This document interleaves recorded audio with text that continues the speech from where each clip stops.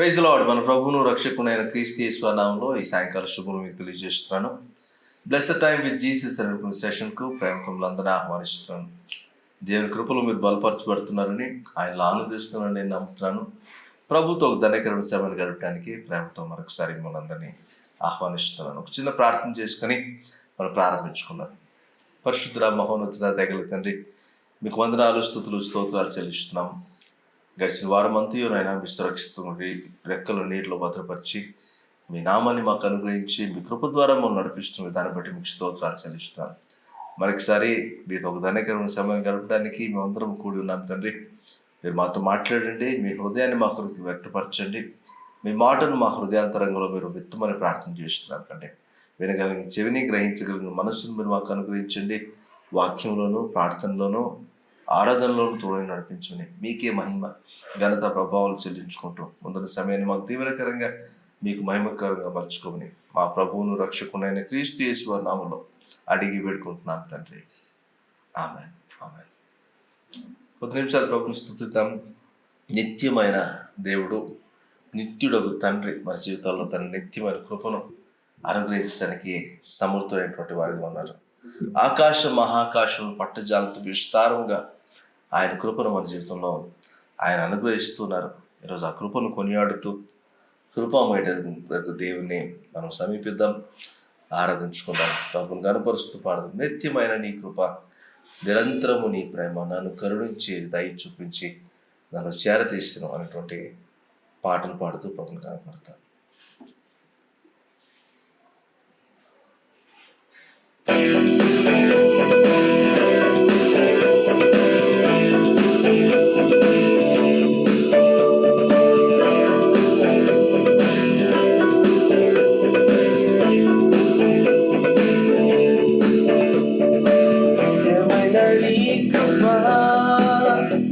నిరంతరము నీ ప్రేమ నన్ను కరుణించి దయ చూపించి నన్ను చేరదీసెను. నిత్యమైన నీ కృప, నిరంతరము నీ ప్రేమ నన్ను కరుణించి దయ చూపించి నన్ను చేరదీసెను.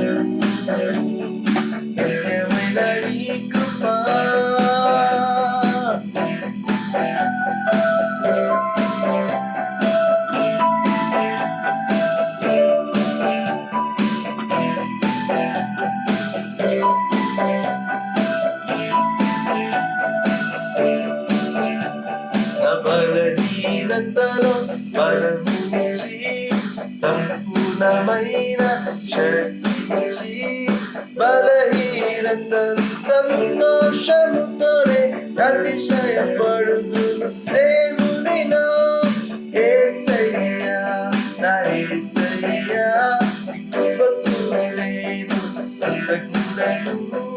యేసయ్యా, నా యేసయ్యా, నీ వాత్సల్యతను వెంబడితును. నిత్యమైన నీ కృప, నిరంతరము నీ ప్రేమ నన్ను కరుణించి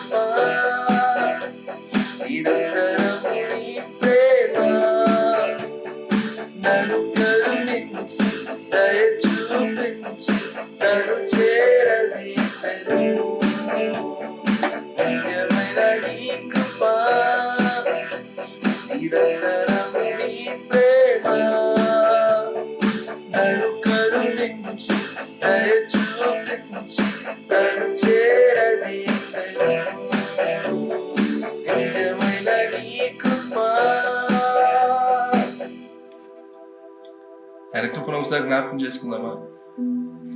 ఆయన కృప చూపించుట్లో ఐశ్వర్యవంతుడుగా ఉన్నాడు. విడువక ఎడబాయిక శాశ్వతమైన తన కృపతో మనం ప్రేమిస్తున్న దేవుడిగా ఉన్నాడు.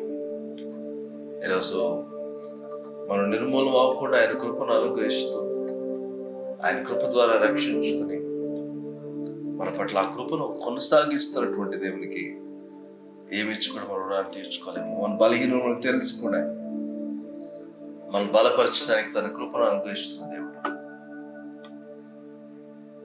మనం తప్పిపోతుంటే ఆ కృప ద్వారా మరలా మనను దరి చేర్చుకుంటున్నటువంటి దేవుడు. ఈరోజు అదే కృపను మన జీవితంలో విస్తరిస్తూ మనము పరిశుద్ధులుగా కొనసాగాలని, నీతి మొత్తంలో మనం ఎదగాలని ఆశపడేటువంటి దేవుడు, మనం సేవిస్తున్నటువంటి మన కృపామయుడు దేవుడు తన కృపను మన ఇళ్ళ విస్తారంగా అనుగ్రహిస్తున్నటువంటి దేవునికి ఏమిచ్చి మన రుణాన్ని తీర్చుకోగలం. ఒకసారి నిండు హృదయంతో కృతజ్ఞతాస్తుతులు తెలియజేద్దామా? ప్రభువా, నీ కృపకై స్తోత్రాలు. నన్ను ప్రేమించిన విధానం బట్టి మీకు స్తోత్రాలు అయ్యా. నన్ను దీవించినందుకు నీకు స్తోత్రాలు. నీ కృపను నా పట్ల విస్తరింప చేస్తున్నందుకు నీకు స్తోత్రాలు. విడువక ఎడబాయక మానక కృప చూపిస్తున్న దేవా, నీకే మహిమ, నీకే ఘనత, నీకే ప్రభావం యుగ యుగములకు తరతరములకు కలుగును గాక. మా బలహీనతలు ఎరిగి మమ్మల్ని బలపరుస్తున్న దేవా, నీకు స్తోత్రాలు. నేను విడిచి దారి తప్పుతున్నప్పుడు మీ కృప ద్వారా మరలా మమ్మల్ని రీడైరెక్ట్ చేస్తున్న విధాన్ని బట్టి మీకు స్తోత్రాలు.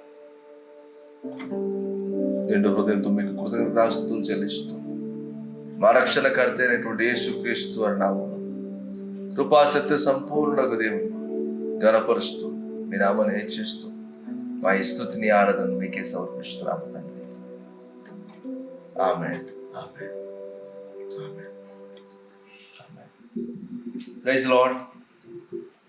ప్రభువులు మీరు అందరూ ఆనందిస్తున్నారని నేను నమ్ముతున్నాను. ఆయన కృప మనల్ని రక్షించడం మాత్రమే కాదు, మనల్ని సరిచేసి, మనల్ని క్రమపరిచి, మనల్ని నడిపించేదిగా కూడా ఉంది. అందుకే రక్షణ తర్వాత కృప అవసరం అనలేదు దేవుడు. రక్షించబడిన తర్వాత కృప ఇంకా అధికంగా ఇచ్చాడట. ఇంకా అధికంగా ఆ కృపను వినియోగించుకోమంటున్నాడట. ఈరోజు కృపను వినియోగించుకుంటున్నవారు, కృప యొక్క విలువను తెలిసిన వారు ప్రభువును ఆరాధించకుండా ఉండగలరా? ఆరాధించేటువంటి క్రమము దేవుని కృప మనకు నేర్పిస్తుంది. అటువంటి దేవుని కృపలో మనం ఎదగటానికి మనం ప్రయత్నం చేయాలి. ఈరోజు ఆ కృపలో మనం బలపరచబడుతుండగా దేవుడు మన ఆత్మీయతను బట్టి, మన జీవితాలను బట్టి, మన హృదయాన్ని బట్టి ఆయన ఆరాధింపబడును గాక, ఆయన మహిమపరచబడును గాక. ఆమేన్. ఈరోజు అటు కృప మన జీవితాల్లో మనం పొందడానికి దేవుడు సహాయం చేయను గాక. ఆయన ఆరాధించేవారు ఆత్మతోను సత్యంతోనూ ఆరాధించాలి. అయితే అది ఎలా జరుగుతుందో మనకు తెలియదు, కానీ దేవుని కృప మనలను దేవునితో అనుసంధానం చేస్తుంది. దేవుని కృప మనల్ని దేవునితో కూడా నడిచే అనుభవాన్ని మనకి ఇస్తుంది. దేవుని కృప ఆత్మ మనలో కలిగించే ఐక్యతను పొందటానికి మనకు తోడ్పడుతుంది. దేవుని కృపను గురించి అనేక విషయాలు మీతో నేను చెప్పగలను. అయితే ఒక విషయం అర్థం చేసుకుని, దేవుని కృపను నిర్వీర్యం చేయొద్దు, నిరర్థకం చేయొద్దు. దేవుని కృపను వినియోగించుకోవడం నేర్చుకుందాము. దేవుని కృప వెంబడి కృపను అనుభవిస్తూ ఆయన కృపలో కొనసాగుతూ దేవుని కనపరిచే జీవితాలను మనం కలిగి ఉండటానికి ప్రయాసపడతాం. ఆమేన్. మంచిది. లెర్న్ టు నో మినిస్ట్రీస్ ద్వారా ప్రతి ఆదివారము ఈ విధంగా కలుసుకోవడము నాకు సంతోషంగా ఉంది, మీకు సంతోషంగా ఉందని నేను నమ్ముతున్నాను. ఈ సెషన్స్ మీకు దీవెనకరంగా ఉంటే మీ ఫ్రెండ్స్తో, రిలేషన్స్తో కూడా మీరు షేర్ చేయొచ్చని మీకు మనం చేస్తున్నాను. మరి ప్రతి బుధవారం ఇంగ్లీష్ షార్ట్ మెసేజెస్ మీకు అందుబాటులో ఉన్నాయి. వర్డ్ ఆఫ్ విజ్డమ్, వావ్ అనేటువంటి మెసేజెస్ ప్రతి బుధవారం సాయంత్రం 7 గంటలకు. తర్వాత బైబిల్ స్టడీ సిరీస్ కూడా మీకు అందుబాటులో ఉన్నాయి.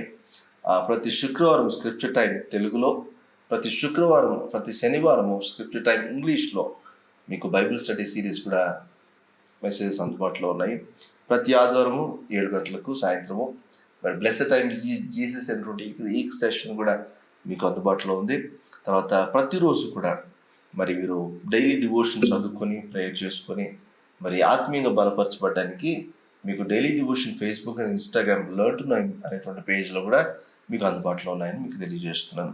వీటన్నిటి కోసం ప్రార్థన చేయండి. ఇంకా లెర్న్ టు నో మినిస్ట్రీస్ ద్వారా అనేక మందికి రీచ్ అవుట్ అవడానికి, అనేక మందిని ప్రభువులో నిర్మించేటువంటి వారి యొక్క కృపను దేవుడు మనకు అనుగ్రహించినట్లుగా మరి అనేక మందిని ప్రభువులో బలపరచబడడానికి మరి ఒక సాధనంగా లెర్న్ మినిస్ట్రీస్ ఉండటానికి మరి మీరు దీని కొరకు ప్రార్థన చేయాలని మీకు మనం చేస్తున్నాం. మీ ప్రార్థన అవసరతలో ఏ ఊరేళ్ళో మాకు తెలియపరచండి. We are happy to pray for you.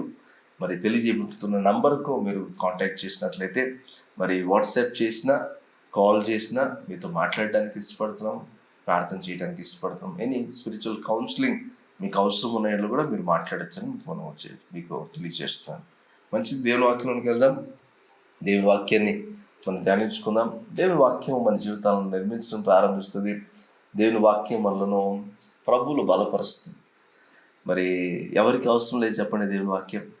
చాలామందికి దేవుని వాక్యం గురించిన సరైన అవగాహన లేక దేవుని వాక్యంలోని మాధుర్యం అర్థం కాక ఇంకా దేవుని వాక్యం దగ్గరికి వచ్చిన వారుగా ఉండరు చాలామంది. ఎంతున్నా ఎవరైనా చెప్తే విందాంలే, లేకపోతే ఏదో రోజుకు ఒక క్యాలెండర్లో ఒక వాక్యం చూసుకుందాంలే సరిపోతుంది, లేకపోతే ఒక వాట్సాప్లో ఒక ఫార్వర్డ్ వస్తే అందులో ఒక పోస్టర్లో ఏదైనా ఒక ఇమేజ్లో ఒక దేవుని వాక్యం కనపడితే చాలే అని అనుకున్న వారు ఉండిపోతారు.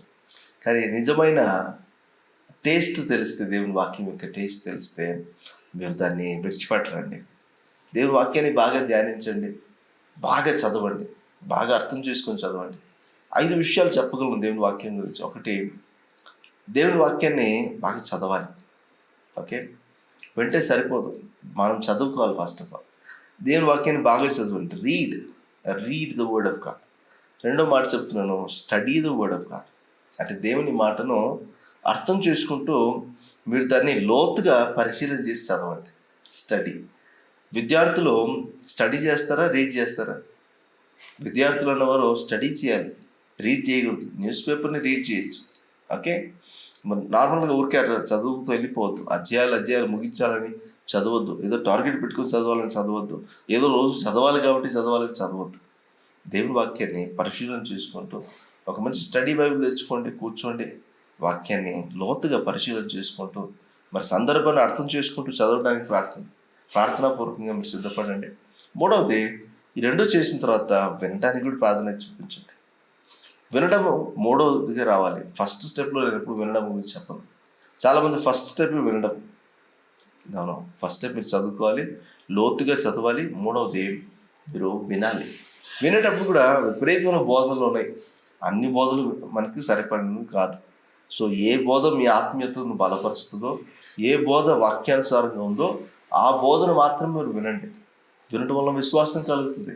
విశ్వాసం మీరు బలపరచబడాలి. మూడవది హియర్ విల్ లిజన్ అని చెప్తాను నేను. అంటే తీక్షణంగా వినండి. ఈ చెవుతో విని ఈ చెవుతో విడిచిపెట్టేవారుగా ఉండొద్దు. సరైన వాక్యానికి మంచిగా మీరు అవకాశం ఇవ్వండి, మీ చెవిని ఇవ్వండి. మరి ఆత్మ చెప్పు మాట చెవిగలవాడు వినుగాక అని వాక్యం చెప్తుంది. అంటే మీ హృదయాన్ని తీక్షణంగా వినటానికి మీరు కేటాయించండి. మీరు వినగలిగిన చెవిని ప్రభు దగ్గర అడగండి. ఏ దొరదగల చెవులు లాంటి వారిగా ఉండొద్దు. మీకు ఏది ఇష్టమో అది మాత్రం వినడానికి ఇష్టపడద్దు. ప్రభు ఏది బోధించినా వాక్యానుసారంగా చెప్పే బోధనలు వినటానికి ప్రాధాన్యత చూపించండి. ప్రభు మీతో మాట్లాడాలని ఆశపడండి. 4వ చెప్తున్నాను, మెమరైజ్ చేయండి. వాక్యాన్ని అర్థం చేసుకొని చదివి విన్నదాన్ని గుర్తుంచుకోండి. హృదయం పలక మీద వాటిని రాసుకోండి. హృదయాన్ని క్రీస్తునందు స్థిరపరచుకుంటున్న వారు హృదయం పలక మీద రోజు దేవుని వాక్యాన్ని రాసుకుంటారంట. అంటే గుర్తుంచుకుంటారు, స్టోర్ చేసుకుంటారు. సమయానికి అనుగుణంగా ఆ వాక్యాన్ని తీసి ప్రభుతో మీరు కమ్యూనికేట్ చేయగలుగుతారు. ఈ 4 చేస్తూ ఇంకొక ప్రాముఖ్యమైన విషయం చేయాలి, ధ్యానించాలి. హల్లెలూయా. మీరు ధ్యానించట్లేదు అనుకోండి, మెడిటేట్ అనే మాట మీకు అర్థం అవ్వాలి. మెడిటేట్ అంటే ఊరికే ధ్యానం చేయడం కాదు. దేవుని వాక్యాన్ని అనుసరించడానికి, అప్లికేషన్లో పెట్టడానికి మీరు ప్రయత్నించాలి. దేవుని వాక్యం చెప్తుంది, దివారాత్రం ధ్యానించువాడు ధన్యుడు అని ఉంది. ధర్మశాస్త్రంలో ఆనందిస్తుందని దివారాత్రం ధ్యానించువాడు ధన్యుడు అంది. కానీ చదువువారు ధన్యులు, లేకపోతే వినువారు ధన్యులు, లేకపోతే దాన్ని అవపోషణ పట్టిన వారు ధన్యులు అని చెప్పట్లేదు. వారు ఎవరైతే ధ్యానిస్తారో వారు ధన్యులు. ఈ 4 విషయాలు చేస్తే 5వ విషయం ధ్యానించడం అనేటువంటిది మీకు ప్రాక్టికల్గా ఆ వాక్యాన్ని మీరు మరి ఆచరణలో పెట్టడానికి కూడా అవకాశం ఉంటుంది. ఈ 5 చేస్తూ ఉండండి. దేవుని వాక్యం విషయంలో ఆనందించండి. అప్పుడు మీరు కృపలో వర్ధిల్లుతారు. హల్లెలూయా. ఇది జస్ట్ జనరిక్గా మీకు ఒక స్పిరిచువల్ డిసిప్లిన్లో భాగంగా మీకు చెప్పాను అన్నమాట. సరే, దేవుని వాక్యంలోకి వెళ్దాం. ఈరోజు టాపిక్ ఏంటంటే కృపచేత బలవంతుడు కమ్ము అనేటువంటి ఒక టాపిక్ గురించి మీతో మాట్లాడబోతున్నాను. మరి తిమోతికి రాసినటువంటి 2వ పత్రికలో పౌలు దీని ప్రస్తావన మనకు తెలియజేస్తున్నాడు. తిమోతికి రాసిన 2వ పత్రిక 2వ అధ్యాయం 1వ వచనం. నా కుమారుడా, క్రీస్తు యేసునందున్న కృపచేత బలవంతుడవు కమ్ము. క్రీస్తు యేసునందున్న కృపచేత బలవంతుడు కమ్ము. పౌలు తిమోతిని ఆత్మీయ కుమారుడిగా పిలుచుకుంటాడు. తిమోతి యొక్క జీవితం మనం చూస్తే, తిమోతి యొక్క తల్లి ఆమె యూదురాలే, అయితే తండ్రి గ్రీసు దేశస్థుడు. అయితే తల్లిలో ఉన్నటువంటి విశ్వాసము, తల్లిలో వాళ్ళ అవ్వలో ఉన్నటువంటి విశ్వాసం చాలా గొప్పదిగా పౌలు భక్తుడు అభివర్ణిస్తూ, అలాంటి విశ్వాసాన్ని నీలో కూడా నేను చూడగలుగుతున్నాను, నిష్కపటమైన విశ్వాసము నీలో కనపడుతుంది తిమోతి అని తిమోతిని ఆయన అభినందించినట్టుగా మనం చూస్తాం. ఆత్మీయ కుమారుడిగా తిమోతిని చూస్తాడు ఆయన. మరి తిమోతితో అంటున్నాడు, క్రీస్తు యేసునందున కృప చేత బలవంతుడవు కా. అంటే క్రీస్తు యేసునందు కృప దొరుకుతుంది అనే మాట అర్థం చేసుకోవాలి మనం. ఓకే, ఆయన కృప వెంబడి కృప ఆయన ద్వారా కలిగింది. ధర్మశాస్త్రం రావడాన్ని బట్టి ఒక శిక్ష విధి ఈ లోకంలోనికి వచ్చింది. కానీ యేసుక్రీస్తు రావడంతో కృపాసక్తి సంపూర్ణుడిగా ఆయన ఈ లోకంలోనికి వచ్చాడు. కృపతో నిండుకున్న వాడిగా ఈ లోకంలో వచ్చాడు. ఆయన ద్వారా కృప ప్రారంభమైంది అని చూస్తున్నాము. కృప, గ్రేస్ 5 లెటర్స్, జీసస్ 5 లెటర్స్. ఆమేన్. సో కృప యేసుకు సాదృశ్యంగా ఉంది అని మనం చూస్తున్నాం. ఆ కృప యేసుక్రీస్తునందు ఉంది, యేసుక్రీస్తు ద్వారా మనకు కలిగింది అనే విషయాన్ని గ్రహించాలి. ఈరోజు ఏ ఒక్కరి ద్వారా కృప దొరకదండి మనకు. మీరు బెనడిక్షన్లో కూడా చూడండి, ఆశీర్వాదం చెప్పేటప్పుడు కూడా పరమ తండ్రి అయిన దేవుని యొక్క ప్రేమయు, దేవుడు అనగానే ప్రేమ గుర్తొస్తుంది, కృప వెంటనే గుర్తురాదు. ఆమేన్. దేవుడు అనగానే ఆయన రోషం కలిగిన వాడు అని గుర్తొస్తుంది. దేవుడు అనగానే ఆయన భయంకరుడు అని గుర్తొస్తుంది. దేవుడు అనగానే ఆయన సత్యవర్తనుడు అని గుర్తొస్తుంది. దేవుడు అనగానే ఆయన సర్వాధికారి, సర్వమును సృష్టించిన సృష్టికర్త అని ఆయనకు రకరకాల పేర్లు గుర్తొస్తాయి. కానీ దేవుడు అనగానే వెంటనే కృప గుర్తురాదు మనకు. ఆమె కృప ఏదో 10th నంబర్లోనో ఏదో నంబర్లో ఉంటుంది. కానీ యేసు ప్రభువుని గురించి మొదటిగా మాట్లాడితే కృప గుర్తొస్తుంది. అందుకే ఈ కాలాన్ని కృపాకాలం ఎందుకన్నామంటే, యేసుక్రీస్తు ప్రభు తను చేయాల్సిన పనిని, ధర్మాన్ని ఆయన చేసి బలియాగంగా అర్పించబడి వెళ్తూ పరిశుద్ధాత్మను అనుగ్రహించి వెళ్ళిపోయాడు. పరిశుద్ధాత్మ ఎందుకు వచ్చాడంటే, యేసుక్రీస్తు బోధించిన బోధను తిరిగి మరలా మనకు బోధించడానికి, వివరించి చెప్పడానికి, క్రీస్తు మార్గంలో నడిపించడానికి, కృపను మనకు పరిచయం చేయడానికి యేసుక్రీస్తు వచ్చినట్లుగా ఆ కృపలో మనం స్థిరపరచడానికి పరిశుద్ధాత్మ మనకు అనుగ్రహించబడ్డారని చూస్తున్నాం. ఈ మాటలు మీకు అర్థమైతే ఒక మాట అర్థం చేసుకోండి, క్రీస్తునందు కృప ఉంది, ఆ కృపలో మనం బలవంతులము కావాలంట. హల్లెలూయా. ఈరోజు ఆ కృపలో మనము నాటబడాలి, ఆ కృపలో మనం స్థిరపరచబడాలి. ఈరోజు ఆ కృపను మనం సద్వినియోగపరచుకునే స్థాయికి మనం రాగలగాలి. ఆ కృపను మనం అర్థం చేసుకోలేకపోతే దేవునిలో కొనసాగేటువంటి పరిస్థితి మనకు ఉండదు. ఎందుకంటే ఇంతవరకు మనం ఆడిన రూల్స్ వేరే, కానీ ఇప్పటి నుంచి మనం ఆడబోయే రూల్స్ వేరే. ఏంటి ఆట?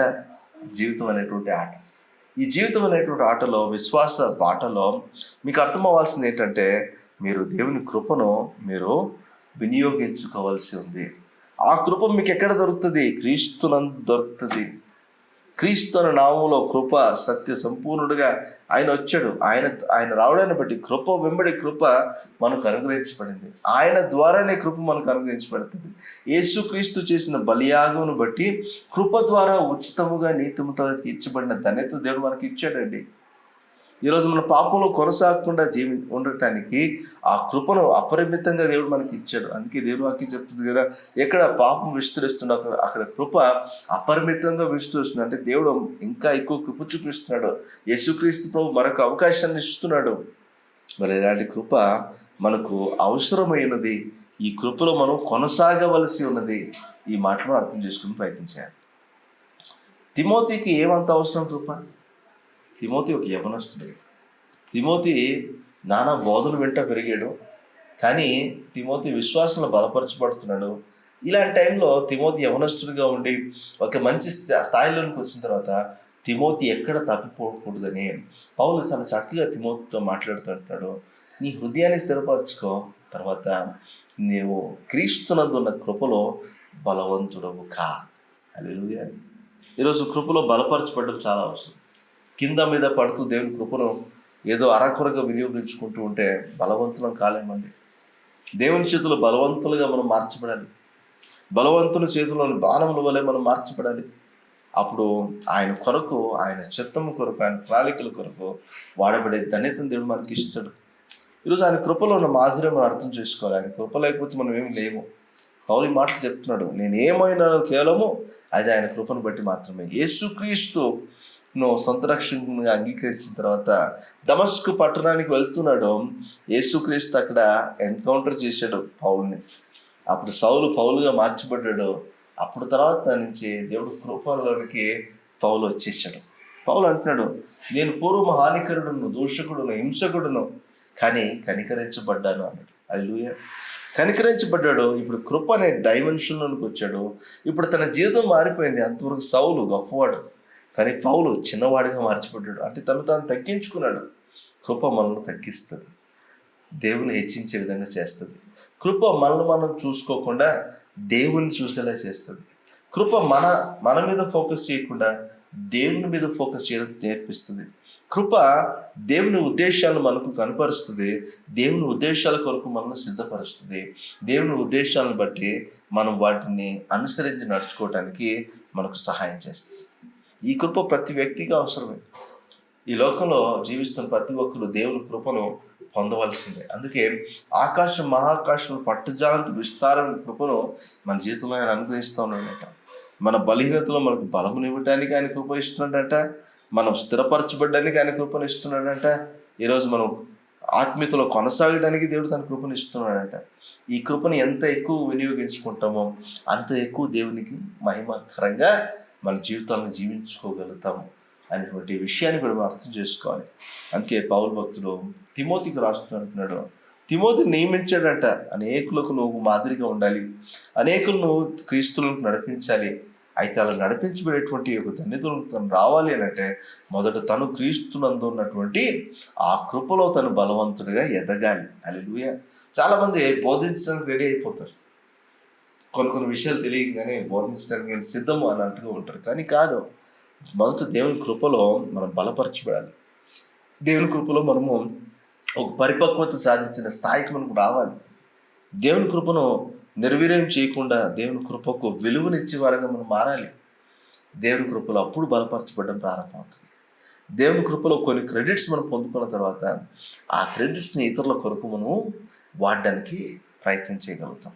ఈరోజు తిమోతితో పౌలు భక్తుడు చెప్తున్నట్టుగా పరిశుద్ధాత్మ మనందరితో చెప్తున్న మాట ఏంటంటే, క్రీస్తు యేసునందున కృపలో బలవంతుల కండి. హల్లెలూయా. ఎంతమంది బలపరచబడడానికి ఇష్టపడుతున్నారు? ఆయన కృప మన కొరకు అవైలబుల్గా ఉంది. ఎంతగా ఉందంటే హెచ్చుగా ఉందంట. తన విశ్వాసతను కనపరచడానికి తన కృపను మన పట్ల ఆయన ఒక బొఫే పెట్టినట్టుగా తన కృపను రెడీగా ఉంచాడు. కృపను ఎంతమంది వినియోగించుకోరు? ఇంకో విషయం కూడా చెప్తున్నాను, కృప వినియోగించుకోవడం పెద్ద విషయం కాదు. కృపను వినియోగించుకున్న తర్వాత దాన్ని సరిగ్గా వాడటం తెలియాలి. దానికి లెక్క అప్పచెప్పాల్సిన వారంగా ఉన్నాం ఒక రోజున. అంత కృప ఎందుకు అనుగ్రహించబడింది? ఎక్కువ తీసుకున్నవానికి ఎక్కువ లెక్క అప్పచెప్పాల్సి ఉంటుంది. ఎక్కువ తీసుకున్నవాడు ఎక్కువ నమ్మకంగా ఉండాలి. హల్లెలూయా. ఈరోజు కృపలో బలవంతుని అవుతున్నానంటే నేను ఆ కృప విషయంలో ఒక రాయబారిగా మారాలి. నేను ఆ కృప విషయంలో దేవునికి నమ్మకమైనటువంటి ఒక వ్యక్తిగా నేను మార్చబడాలి. దేవుడు నా జీవితంలో అంత కృపను ఎందుకు ఇన్వెస్ట్ చేయాలండి? నేను సరైన రిటర్న్స్ ఇవ్వలేకపోతే? అవునా? అందుకే చాలా జాగ్రత్తగా దేవుని కృపను వినియోగించుకునే వారంగా మనం మార్చబడాలి. ఆ విధంగా మనం మార్చబడుతుండగా దేవుడు మనల్ని కృపలో ఎదిగించునుగాక. కృపలో మనం బలపరచబడుతుండగా దేవుని కొరకు సాహస కార్యాలు పూనుకునే వారిగా మనము మార్చబడుతుందిగాక. ఈరోజు దేవుని కృపలో ఉన్న మాదిరిని అర్థం చేసుకోండి. మనం స్థిరపరుస్తున్న ఆయన కృప, మనం నడిపిస్తున్న ఆయన కృప, దేవుని యొక్క మనను నిందారైతులు నిలబెట్టబోయేది కూడా ఆయన కృప. కృపలో ఎదిగిన వ్యక్తి కృపాశక్తి సంపూర్ణంగా యేసుక్రీస్తు వచ్చాడు కాబట్టి మనం కృపలో ఎదుగుతూ ఉంటే యేసుక్రీస్తులో ఇమిడిపోయి తండ్రి వద్ద మనం ఇలా కనపడతాం యేసుక్రీస్తులో. అది అయితే కృప అరకొరగా ఉందనుకోండి, ఒక ఏమంటారు పల్చగా మనకు కనపడితే ఎలా ఉంటుంది? అలా మనం కనపడడానికి క్రీస్తునందు మనకు ఉన్నటువంటి ఆ కృపను మనం వినియోగించుకుంటూ ఆ కృపలో మనం బలవంతులం అవుదుము కాక. ఆమేన్. ఈరోజు చిన్న ప్రార్థన చేద్దామా? ప్రభు చూద్దామా? ప్రభు సహాయం అడుగుదాం. ప్రభువా, తిమోతికి కృప అవసరమైంది, పౌలుకు దేవుని కృప అవసరమైంది, మరి నాకెంత అవసరం ప్రభా? నాకు ఈ కృప కావాలయ్యా, నన్ను మీ కృపలో బలపరచండి ప్రభువా అని ప్రతి ఒక్కరు ప్రార్థన చేద్దాం. అందరు కళ్ళు మూసుకుందాం. అందరు కళ్ళు మూసుకొని ప్రభుని అడుగుదాం. ప్రభువా, నన్ను కనికరించు, నా పట్ల కృప చూపించయ్యా, నాకు సహాయం చేయి ప్రభు, మీ కృప నాకు కావాలి ప్రభు అని అడగండి. ఆయన కృపను మన ఇళ్ళ విస్తరింప చేయడానికి ఆయన ఇష్టపడేటువంటి దేవుడుగా ఉన్నాడు. ప్రభుని అడగండి విశ్వాసంతో, ప్రభువా, నా పట్ల కనికరం చూపించండి, ఇదిగో నాకు నీ కృప కావాలయ్యా. పౌలు తిమోతితో మాట్లాడుతూ అంటున్నాడు, తిమోతి నా ఆత్మీయ కుమారుడా, క్రీస్తు యేసునందున కృపలో బలవంతుడు కమ్ము అంటున్నాడు. కృప యొక్క విశిష్టత ఎరిగిన వాడుగా పౌలు ఆ మాటలు చెప్తున్నాడు. ఎవరొస్తున్నటువంటి తిమోతికి అవి చాలా అవసరం అయి ఉన్నాయి ఆ మాటలు. ఈరోజు విశ్వాసులుగా మనకు కూడా ఆ మాటలు ఎంతో అవసరమై ఉన్నాయి. ఇలాంటి మాటలు మనకు దొరకవు, కానీ ఇలాంటి మాటలు నేర్చుకుంటూ మనము ఆ కృప యొక్క విశిష్టతను అర్థం చేసుకున్న వారంగా ఆ కృపను కొరకు వేడుకుందాం, ఆ కృపలు బలపరచబడదాం. మహోన్నతుడా, జీవం గల తండ్రి, మీకు వందనాలు, స్తుతులు, స్తోత్రాలు చెల్లిస్తాను. కృప అనగానే మాకు యేసు ప్రభు గుర్తొస్తారు ప్రభు. ఆయన మా కొరకు చేసిన బలియాగం గుర్తు వస్తుంది. కృప ద్వారా ఆయన మమ్మల్ని రక్షించుకున్న విధానం గుర్తు వస్తుంది. కృప ద్వారా ఆయన మమ్మల్ని నడిపిస్తున్న విధానం గుర్తు వస్తుంది. ఈరోజు ఆ కృపకు మమ్మల్ని పాత్రలుగా ఎంచిన మిమ్మల్ని స్తుతిస్తున్నాం తండ్రి. ఆ కృపలో మమ్మల్ని బలపరచండి. ఆ కృపలో మేము ఎదుగులాగున ఆ కృపను మా జీవితంలో మీరు కృమ్మరిస్తుండగా ఆ కృపను నిర్వీర్యం చేయకుండా ఆ కృప యొక్క విలువ తెలిసిన వారంగా ఆ కృపను నైనా మేము ఘనపరుస్తూ ఆ కృపలో కొనసాగే భాగ్యాన్ని మాకు దయచేసి ప్రార్థన చేస్తున్నాను తండ్రి. క్రీస్తు కలిగినటువంటి సంపూర్ణతలోనికి మేము పాలుభాగస్థం అవునట్లుగా అయినా మరి క్రీస్తుని ఎరిగిన వారుగా, అనుభవ జ్ఞానంతో క్రీస్తుని సేవించిన వారుగా మీ కృపలో కూడా వరదలున్నట్లుగా మాకు సహాయం చేయండి. ఈరోజు మా జీవితంలో ప్రతి విషయంలో కృప అవసరమైనది. మీ కృప లేకపోతే మేము లేము ప్రభు. ఈరోజు మేము ఏమైనామో అది కేవలం మీ కృపను బట్టి మాత్రమే అని చెప్పడానికి ఎటువంటి సందేహం లేదు. పౌలు చాలా చక్కగా కృపను గురించి వర్ణించాడు, మరి కుమారునికి తెలియచేస్తున్నాడు. ఆత్మీయ కుమారుడైన తిమోతికి రాస్తూ అంటున్నాడు, కృపలో బలవంతుడు కమ్మని. ఈరోజు మా జీవితాల్లో కూడా మేము కృపలో బలవంతులు అవటానికి, కృపలో మేము ఎదగటానికి, వర్ధలటానికి మాకు సహాయం చేసి నడిపించమని. ఈరోజు ఎందరైతే ఈ ప్రోగ్రాం వీక్షిస్తున్నారో వారందరి జీవితాల్లోనూ కృపను వారు చక్కగా వినియోగించుకోగలిగిన జ్ఞానాన్ని, సహాయాన్ని మీరు అనుగ్రహించండి. కృపలో వారిని వర్ధలింప చేయమని, అనేకమైనటువంటి శ్రేష్టమైన కృపలతో వారు దీవించి ఆశీర్వదించి నడిపించమని క్రీస్తు యేసు వారి నామమున వేడుకుంటున్నాం తండ్రి. Amen. Amen. Thank you so much. మీరు దీవించబడుతున్నాను నేను నమ్ముతున్నాను. ప్రభువులో ఆనందిస్తూ ఉండండి. ఈ సెషన్ మీకు దీవెనకరంగా ఉంటే ఫ్రెండ్స్తో కూడా మీరు షేర్ చేయొచ్చని కాల్ చేస్తున్నాను. పౌలు తిమోతితో రాసినట్లుగా మీరు అందరూ కూడా, మనందరం కూడా క్రీస్తు యేసునందున కృపలో బలవంతులం అవుతుంది గాక. ఆమేన్.